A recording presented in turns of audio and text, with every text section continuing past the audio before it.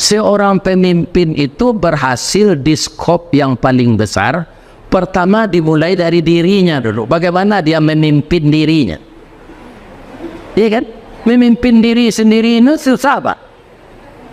Kenapa susah? Masih banyak orang yang seumur saya ini sudah salat isya dah baca Quran, tapi main domino.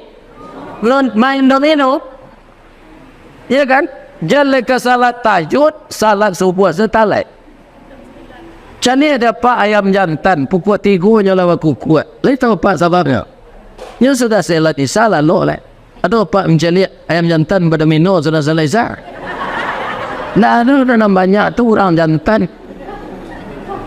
Ya kan?